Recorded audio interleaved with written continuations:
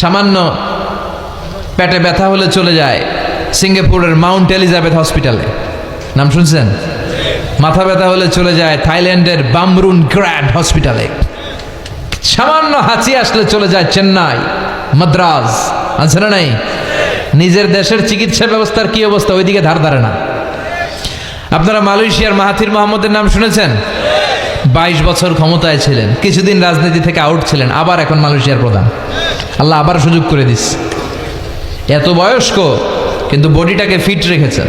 22 বছর মালয়েশিয়াকে শাসন করে গোটা বিশ্বের জন্য মালয়েশিয়াকে একটা মডেল দেশ, মডেল রাষ্ট্র হিসেবে তিনি গড়ে তুলেছিলেন।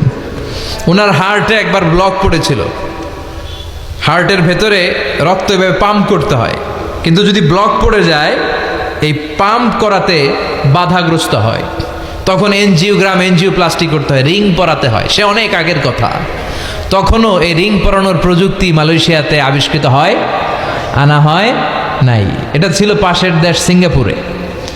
তার ব্যক্তিগত চিকিৎসকরা বলল, স্যার আমাদের চিকিৎসায় তো এটা নাই, আপনাকে বাঁচতে হলে সিঙ্গাপুর যেতে হবে, ওখানে যেয়ে রিং পরান। ঠিক ওই সময়ে মালয়েশিয়ার সাথে সিঙ্গাপুরের রাষ্ট্রীয়ভাবে কিছু দ্বন্দ্ব আর ঝামেলা ঝগড়াঝাটি চলছিল। পাশাপাশি দেশ হলে এরকম কিছু ঝামেলা ঝগড়া আছে না নাই? কিছু কিছু বিষয়ে বনিবনা হচ্ছিল না। মাহাথির বললেন, এই মুহূর্তে যদি আমি সিঙ্গাপুরে যাই ওদের দেশের চিকিৎসা নেই, এটা আমার জন্য অপমান, এটা সিঙ্গাপুরকে স্যালিউট করা হবে আর আমার পরাজয় বরণ করা হবে না, এটা হতে পারে না। এই দেশের সাধারণ জনগণের যদি এই রিং পরানো লাগে তারা কই যাবে? তাদের জন্য এই রিং পরানোর ব্যবস্থা যেহেতু মালয়েশিয়াতে আমি করতে পারি নাই, এই মালয়েশিয়া ছেড়ে কোথাও যেয়ে চিকিৎসা আমি নিতে পারি না। আমার দেশে এনজিওপ্লাস্টির ব্যবস্থা 1 বছরের ব্যবধানে করা হোক। মালয়েশিয়ার কুয়ালালামপুর 1 বছরের ব্যবধানে এই প্রযুক্তি চিকিৎসা বিজ্ঞানীরা নিয়ে আসলো। তিনি আল্লাহর উপর তাওয়াক্কুল করে ধৈর্য ধারণ করলেন, তিনি মরেন নাই, তিনি বেঁচে ছিলেন।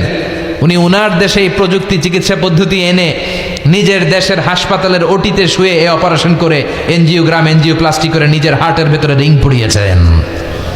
আমরা নিজের দেশের খবর নাই, আমাদের দেশের 12টা বাজুক, আমি সিঙ্গাপুর চলে যাব, আমি থাইল্যান্ড চলে যাব, আমি জাপান যেয়ে চিকিৎসা নেব, আর এদেশের জনগণ গোল্লায় যাক। কথা বলেন। সম্পদের আধিক্য,